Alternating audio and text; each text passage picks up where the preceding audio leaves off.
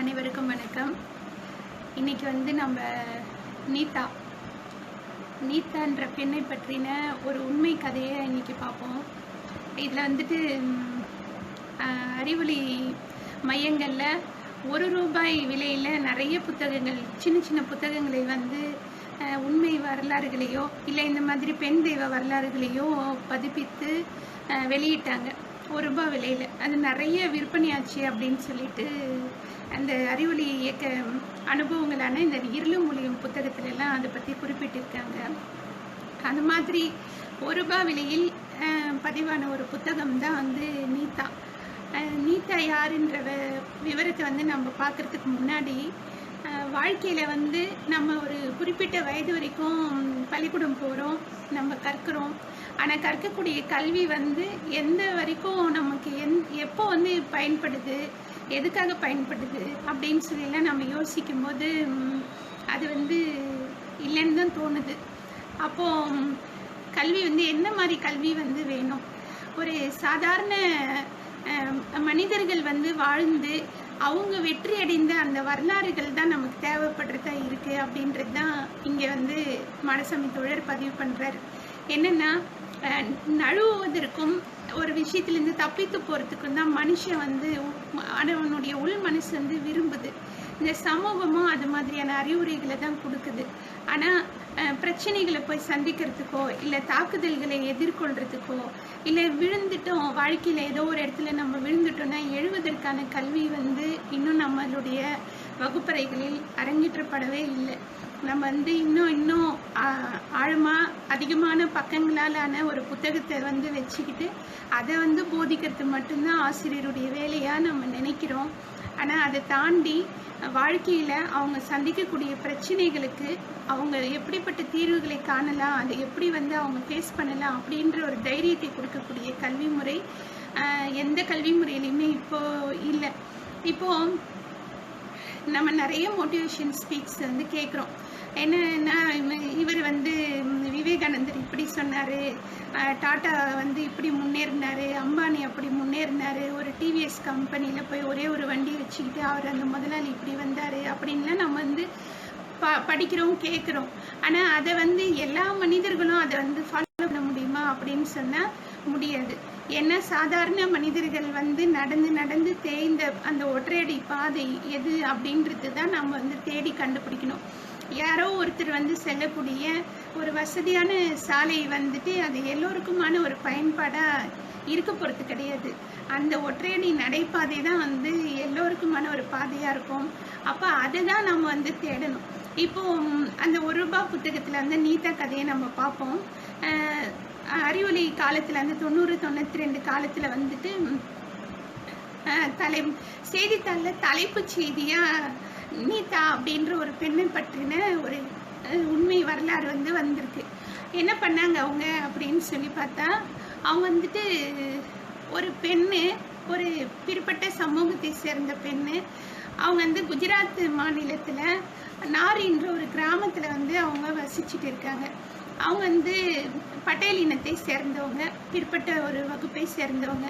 இப்போது இவங்க கல்யாணம் பண்ணிட்டு போன ஊர் பக்கத்தில் இருக்கிற தத்துவான்ற ஒரு கிராமத்துக்கு போகிறாங்க. இப்போ அங்கெல்லாம் உயர் ஜாதி சமூகம் அப்படின்னு இருப்பாங்க. அதில் என்னென்னா பட்டேல் சமூகமும் தர்பார் சமூகம் அப்படின்ற பேரில் அங்கே இருக்கக்கூடிய உயர் ஜாதியினர் இருக்கிறாங்க. இவங்க பாவாஜி சமூகத்தை சேர்ந்தவங்க, நீதாவும் தினேஷும். இப்போது தினேஷை கல்யாணம் பண்ணிட்டு போயிட்டு அங்கே இருக்கும்போது என்ன ஆகுதுன்னா, அந்த தத்வான்ற ஊரில் அங்கே இருக்கக்கூடிய அந்த தர்பார் இனத்தை சேர்ந்த அந்த பையங்கள்லாம் என்ன பண்ணுறாங்க, தாழ்த்தப்பட்ட இந்த மாதிரியான பெண்களை கேலி பண்ணுறதும் கிண்டல் பண்ணுறதும் ஆபாசமான வார்த்தைகளை திட்டுறதும் இது மாதிரியான செயல்பாடுகளை அவங்க மேற்கொள்கிறாங்க. ஆனால் அந்த ஊரில் இருக்கிறவங்க இது மாதிரி இனத்தை சேர்ந்தவர்கள் யாருமே அதை பற்றி கவலைப்பட்டுக்கல, கேட்டுட்டு அமைதியாக போயிடுறாங்க.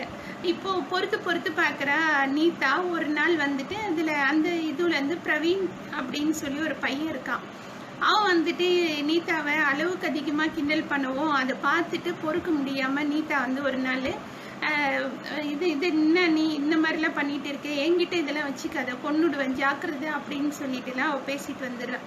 இப்போ இந்த இடத்துல வந்து அவனுக்கு 2 விதமான ஆணவ திமிர் வந்து ஏற்படுது. ஒண்ணு, தான் வந்து ஒரு ஆண், ஒரு பெண் வந்து அதுவும் தாழ்த்தப்பட்ட இனத்தை சேர்ந்த ஒரு பெண் வந்துட்டு நம்மள பார்த்து ஜாக்கிரதையா இரு, கொன்னுடுவேன், என்கிட்ட இதெல்லாம் வச்சுக்காத அப்படின்னு சொல்லிட்டாலே அப்படின்ற அந்த ஒரு ஆண் சமூக உணர்வு வருது. அடுத்ததா தான் வந்து ஒரு உயர் ஜாதி, இவ வந்து ஒரு தாழ்த்தப்பட்ட ஜாதி, இவ வந்து இப்படி பேசிட்டாலே அப்படின்ற 2 உணர்வுமா சேர்ந்து அவனுக்கு ரொம்ப கோபம் அதிகமாகுது. இப்போ இவளுடைய கணவன் வந்து சின்ன கடை வச்சுக்கிட்டு ஒரு வியாபாரியா இருக்கான், அனிதாவுடைய கணவன். ஒரு நாள் அவன் வியாபார காரணமா வெளியில ஊருக்கு போயிருக்கும்போது காலையில போறான்.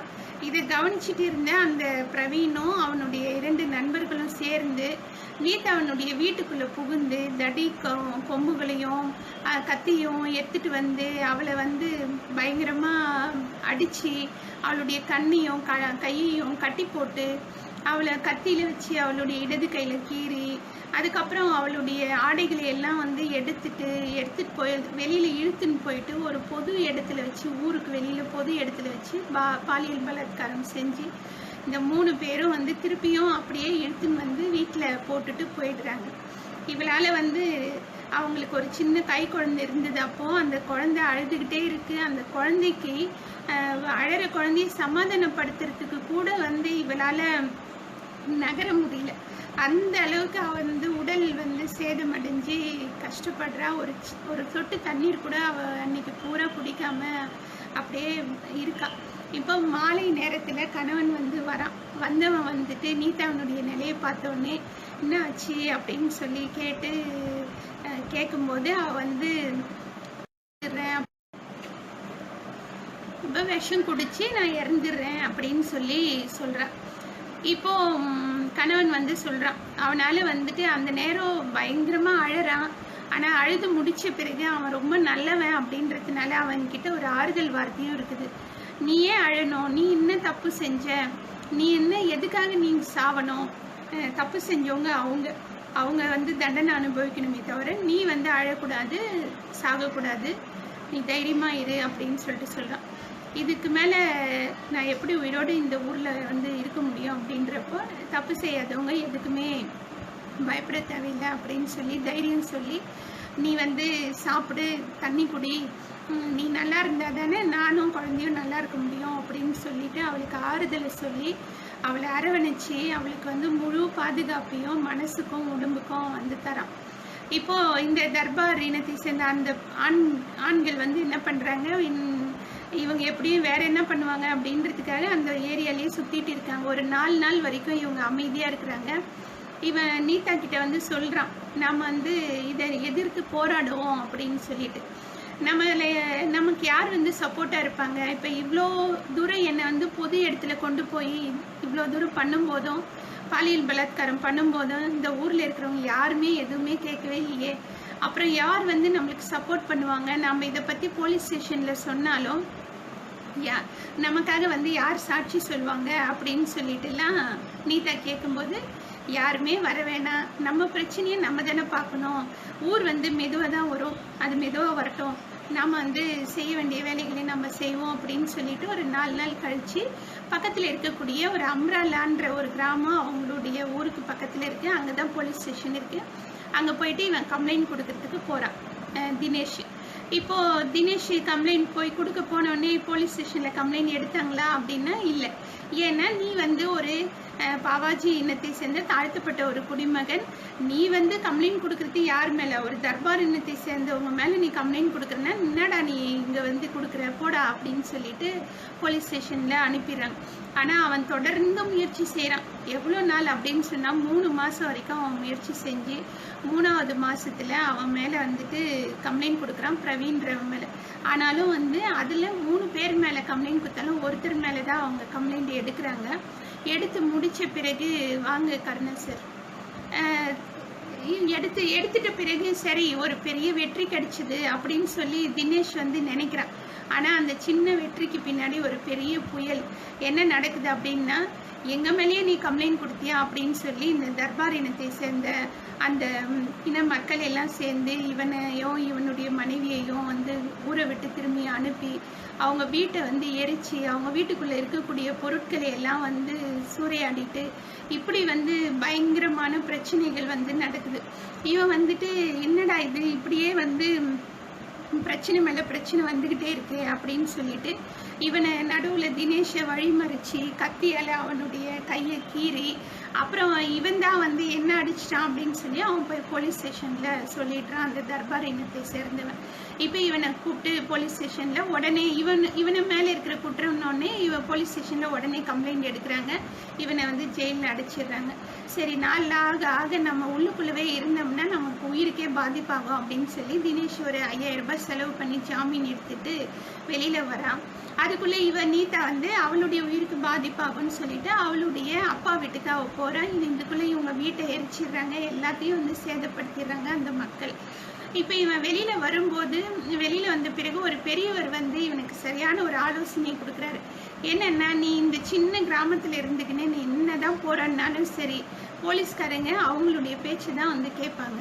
நீ அதனால இந்த ஊரை விட்டு வெளியில் போயிட்டு அகமதாபாத்தில் போயிட்டு ஒரு பத்திரிக்கைக்காரங்களை சந்திச்சு அவங்க கிட்ட உங்களுடைய பிரச்சனைகளை சொல்லுங்க அப்படின்னு சொல்லுவோம். இந்த மாதிரி ஒரு நல்ல யோசனையை கேட்டோடனே, அதாவது தோற்கக்கூடிய நேரங்களில் இத்தகைய யோசனைகள் வந்து ஒரு பெரிய திருப்பமாக மாறிடுது.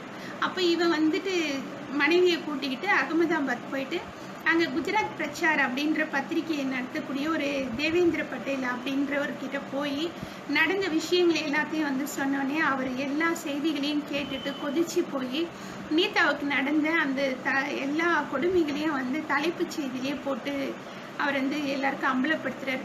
இது இன்னும் ஒரு பெரிய ஒரு பிரச்சனையாக ஏற்படுது. இவங்க 2 பேரும் தங்களுடைய உயிரை காப்பாற்றிக்கணும்னு சொல்லி தினேஷும் நீதாவும் வந்து தினேஷினுடைய சகோதரி வீட்டுக்கு போய் தங்கி இருக்கிறாங்க. ஆனால் தர்பார் இனத்தை சேர்ந்தவங்க என்ன பண்ணுறாங்க, இவ்வளோ தூரம் இவன் போய் பேப்பர்லேயே கொடுத்துட்டானே அப்படின்னு சொல்லி அவனை தேடி கண்டுபிடிச்சி போலீஸை வச்சு கண்டுபிடிச்சி பார்த்தா அவங்க வீட்டில் இருக்காங்கன்னு அங்கேயும் போய் கூட்டின்னு போயிட்டு திருப்பியும் வந்து 2 பேரையும் காவலில் வைக்கிறாங்க ஒரு வீட்டில்.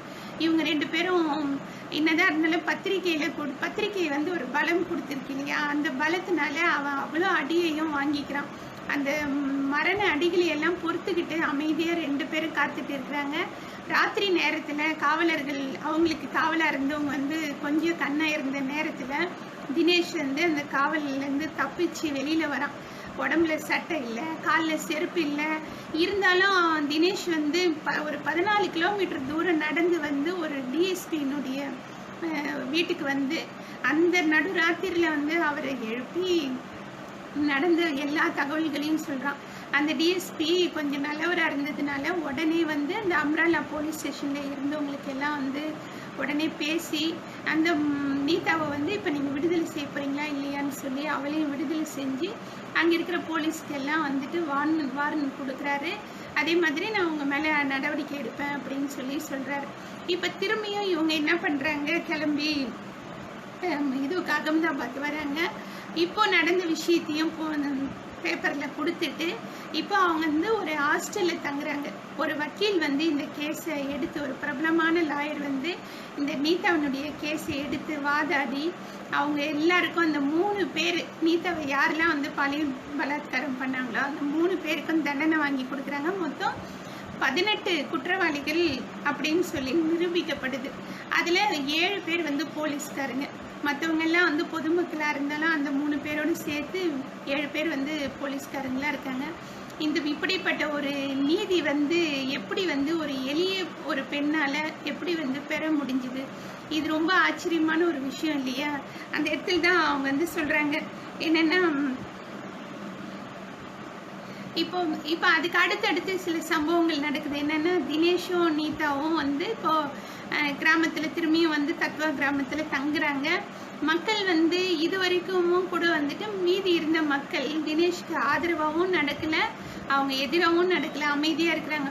ஒரு கட்டத்தில் குஜராத்தில் வந்துட்டு ஒரு பொது தேர்தல் வருது. அதில் பெண்களுக்கான இடம் அப்படின்னு சொல்லி 1/3 இடம்னு சொல்லி ஒதுக்கப்படுது.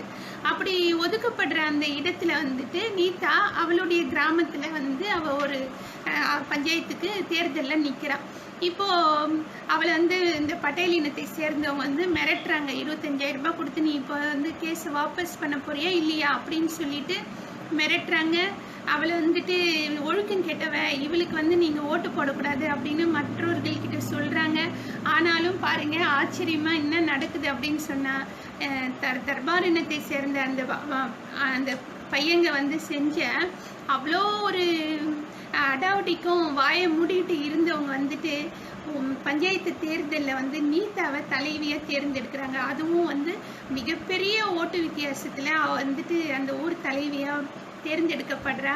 மக்கள் வந்து சைலண்டாக நான் உங்கள் பக்கம்தான் அப்படின்னு சொல்லி நிற்கிறாங்க. அப்படிப்பட்ட ஒரு கொண்டாட்டத்தில் வந்து என்ன ஆகுதுன்னா, இந்த பட்டேல் இனம் தர்பார் இனத்தை சேர்ந்த மக்களும் வந்து அந்த கொண்டாட்டத்தில் கலந்துக்கிட்டதா ஒரு தகவல் இருக்குது. இப்போ ஊரே வந்து ஊரால் அந்த பாதிக்கப்பட்ட நீதா வந்துட்டு இன்னைக்கு அந்த ஊருக்கே வந்து ஒரு பாதுகாவலராக ஒரு பஞ்சாயத்து தலைவியாக மாறி இருக்கிறா. அப்புறம் அவளுடைய அந்த பஞ்சாயத்து தலைவி பீரியடில் என்ன ஆகுதுன்னா, ஒரு 70 வயசு தாத்தா வந்துட்டு ஒரு 7 வயசு குழந்தைய வந்து பாலியல் பலாத்காரம் செஞ்சாங்க அப்படின்றதுக்காக அந்த சிறுமியினுடைய அம்மா என்ன பண்ணுறாங்க, அந்த சிறுமியை வந்து கொலை பண்ணிடலாம் அப்படின்னு சொல்லி எடுக்கக்கூடிய முடிவுக்கு நீதா போய் பேசி அந்த மகளை வந்து கூட்டிகிட்டு போய் ஹாஸ்பிட்டலில் சேர்த்துட்டு அந்த பாலியல் பலாத்காரம் செஞ்சவருக்கு சரியான தண்டனையை வாங்கி தரத்தான் இது மாதிரியான ஒரு கதையாக வந்து நீதாவனுடைய உண்மை வரலாறு வந்து முடியுது. இப்போ இதுக்கு அடுத்தது வந்துட்டு நம்ம பார்க்க போகிறது என்னென்னா, இந்த ₹1 அறிவொளி இயக்கத்தில் ₹1 புத்தகமாக வந்து இந்த கதை அனைவராலும் படிக்கப்பட்டு பெரிய விவாதத்துக்கு உள்ளான இந்த கதை வந்து இப்போ வகுப்பறையிலையும் பேசப்படுது. ஏற்கனவே வந்து மடசாமி தோழர் சொன்ன மாதிரி எனது வகுப்பறையில் இருக்கக்கூடிய பள்ளத்தை அறிவொளி இயக்கத்தில் கிடைத்த அனுபவங்கள் மூலமாகவும் அறிவொளியில் இருக்கக்கூடிய அந்த பள்ளத்தை வந்து வகுப்பறை அனுபவங்கள் மூலமாகவும் நான் நிரப்பினேன்னு சொன்ன மாதிரி இந்த கதையை வந்து வகுப்பறையிலையும் அறிவொளி இயக்கங்களையும் அவர் பகிர்ந்துக்கிட்டு என்ன நடந்தது அப்படின்ற அந்த ஒரு விவாதத்தை வந்து நாம் இப்போ சொல்கிறேன். என்னென்னா, இப்போ கம்பராமாயண பாடல் பாடத்திட்டத்தில் இருக்குது. கல்லூரியில் பாடம் நடத்துகிறாங்க. கம்பராமாயணம் நடத்தும்போது ராமன் வந்து காத்துக்கிட்டு இருக்கான் அனுமனுக்காக, என்ன செய்தி கொண்டு வர போகிறாரு அப்படின்னு சொல்லி காத்துக்கிட்டு இருக்காங்க. அப்போது சீதை வந்து கற்பினோடு வந்திருக்காளா இல்லை கற்பின் அணியாக இல்லாமல் இருக்காளா அப்படின்னு சொல்லி ஒரு கலக்கம் அவனுக்கு மனசுக்குள்ளே இருக்குது. சீதையை பார்த்துட்டான் அனுமன் அப்படின்றது அனுமனுடைய முகத்தை பார்க்கும்போது ராமர் வந்து புரிஞ்சுக்கிறாரு. ஆனால் அவள் வந்து கற்போடு இருக்காளா கற்பு இல்லாமல் போயிட்டாளா அப்படின்ற ஒரு சந்தேகத்தோடு ராமன் இருக்கிறான். ஆனால் அவன் உயிரோடு இருக்காளா உயிர் இல்லாமல் இருக்காளா அப்படின்றத பற்றி அவனுக்கு அக்கறை இல்லை. அவனுக்கு வந்து தேவை வந்து இதுதான். ஆனால் ஊரே பார்க்க ஒரு 3 பேரால் மானபங்கப்படுத்தப்பட்ட நீதா வந்து நான் செத்துடுறேன், நான் இதுக்கு மேலே எதுக்கு உயிரோடு இருக்கணும், நான் வந்து இதுக்கு மேலே உயிர் வாழ தகுதி இல்லைன்னு சொல்லும்போது ஒரு சாதாரண மனிதனான அந்த தினேஷ் வந்து என்ன சொல்கிறான், நீ என்ன தப்பு செஞ்ச, நீ எதுக்கு சாகணும் அப்படின்னு சொல்லி கேட்குறான். அப்போ இங்கே வந்து சாதாரண மனிதன் தான் வந்து கதாநாயகனாக மாறுறான். இப்போ இங்கே சிறந்தவன் யார், ராமனா இல்லை தினேஷா அப்படின்ற இந்த விவாதத்தை வந்து கல்லூரியிலையும் வகுப்பறையிலையும் சரி அறிவொளி இயக்கத்திலையும் சரி பேசி சாதாரண மனிதன் தான் வந்து கதாநாயகனாக இங்கே இருக்க முடியும் அப்படின்றத வந்து அந்த கருத்தை வந்து வலியுறுத்தினதான் தன்னுடைய பதிவில் சொல்லியிருக்காரு. இப்போ இதே மாதிரி தோல்விகளில் இருந்து மீள்றது வந்து ரொம்ப சுலபம். ஆனால் வந்து ஒரு அவமதிப்பிலிருந்து மீள்றதுன்றது வந்து ரொம்ப கஷ்டம். அந்த அவமதிப்பு வந்து உணர்விலிருந்து மீள்றது வந்துட்டு என்னென்னா ஒரு தற்கொலை எண்ணத்தை எல்லாம் அது வந்து கொடுத்துரும். அதிலிருந்து நம்ம மீண்டு வெளியில் வர்றது வந்து ஒரு பெரிய சாதனை. இப்போ நீதா வந்து அந்த மாதிரி மீண்டா. யாரால மீண்டா அப்படின்னு சொன்னால் தினேஷ் தான் அவளை மீட்டா. அதனால தினேஷ் வந்து இங்க ஒரு பெரிய கதாநாயகனா நம்ம கண்ணு முன்னாடி நிக்கிறான். அவன் வந்து ஒரு வெற்றி வீரன் இல்லைங்களா? அந்த அதுக்குன்னு வந்துட்டு அவன் ஒரு பெரிய முரட்டு வீரன் அப்படின்னு நம்ம சொல்ல முடியாது. அவன் வந்து ஒரு பயமும் தைரியமும் இருக்கக்கூடிய ஒரு யதார்த்தமான வீரம் அவன்கிட்ட இருந்தது. அதான் வந்துட்டு சொல்லுவாங்க, success is nothing but consistency அப்படின்னு. அதனால நம்ம பொறுமையா போராட நமக்கான வெற்றி வந்து நிச்சயமா வந்து கிடைக்கும் அப்படின்றது தான் இந்த இடத்துல நீதாவனுடைய கதை நமக்கு சொல்லுது. சில நேரத்துல நம்ம நினைக்கிற இந்த விவாதம் வந்து வேற மாதிரியாவும் மாறும். இப்ப வந்துட்டு என்ன சொல்றாங்கன்னா, அறிவொளியில வந்து பகிர்ந்துக்கும் போது இந்த ஊர் பத்தியா எந்த அளவுக்கு வந்து சப்போர்ட் பண்ணுச்சு இந்த நீதாவை அப்படின்னு சொல்லும்போது எல்லா பெண்களும் சொல்லி வச்ச மாதிரி தமிழ்நாட்டில் இருக்கிற எல்லா அறிவொளி மையத்துல இருந்த பெண்களும் என்ன பகிர்ந்துக்கிட்டாங்கன்னா, ஆமா என்ன ஊர், பெரிய ஊர், அந்த ஊர் வந்து அவ மானபங்கப்படுத்தப்பட்ட போது அவ வந்துட்டு எல்லாரும் பார்த்து அமைதியா தானே இருந்தாங்க. அப்போ வந்து சப்போர்ட் பண்ணாத ஊர் இப்போ வந்து அவளுக்கு ஓட்டு போட்டு அவளை வந்து பஞ்சாயத்து தலைவியாக்குறதுல என்ன பெரிய இது இருக்கு, அது ஒன்றும் தேவையே இல்லாத விஷயம் அப்படின்னு சொல்லி மாறின ஒரு வரலாறும் இருக்கு. அதே மாதிரி கல்லூரியில வந்துட்டு தினேஷ் பார்த்தீங்களா எப்படி வந்து தினேஷ் வந்துட்டு இப்படி வந்து ஒரு மனைவியை வந்து அவன் வந்து பார்த்துக்கிட்டான், அவன் வந்து தைரியம் கொடுத்தான், அவன் வந்து போராடினான் அப்படின்னு சொல்லி தினேஷினுடைய கதாநாயகத்தன்மை சொல்லும்போது சில மாணவர்கள் வந்து இல்லை நாங்கள் வந்து அந்த தேவேந்திர பட்டேல் மாதிரி ஒரு பத்திரிகை ஆசிரியராக மாறி நாங்கள் வந்துட்டு சமூக பணியாற்றுவோம் அப்படின்னு சொல்லி திடீர்னு ஒரு சின்ன ஒரு வைராக்கியம் வரும் இல்லையா, தற்காலிக வைராக்கியம், அப்படி வந்து மாறின ஒரு நிகழ்ச்சிகளும் இருக்கு.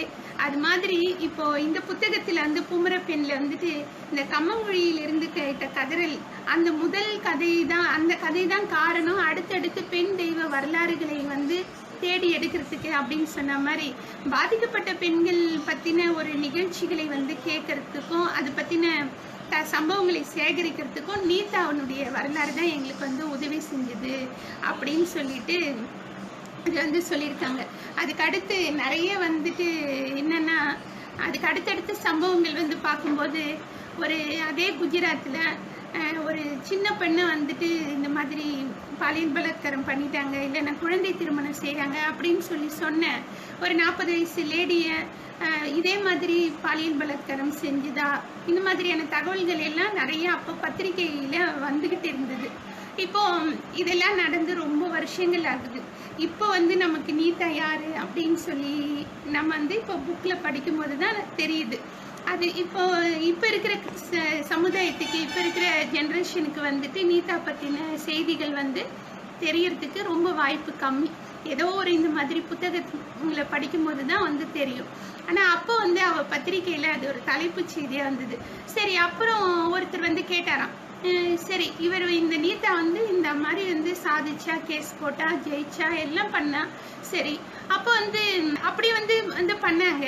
ஆனா வந்துட்டு அவ வந்து பஞ்சாயத்து தலைவி ஆன பிறகு அவ என்ன பண்ணா, அதுக்கு மேல அவ என்ன பண்ணிட்டு இருக்கா அப்படின்றத பத்தி ஏதாவது தெரியுமா அப்படின்னு சொல்லி கேட்கும்போது ஒருத்தர் வந்து சொன்னாராம், இப்போ ஒருவேளை அவ எல்லா பஞ்சாயத்து தலைவர் மாதிரியும் அவர் இருப்பாரோ அப்படின்னு சொல்லும்போது ஒரு சரியான பதில வந்து மாடசாமி தோழர் சொல்லியிருக்காரு. என்னன்னா, இப்போ ரோசா பார்க்ஸ் அப்படின்னு சொல்லி ஒரு அமெரிக்கால இருந்த ஒரு பெண்மணி வந்து என்ன பண்ணியிருக்காங்க, கருப்பின பெண்மணி.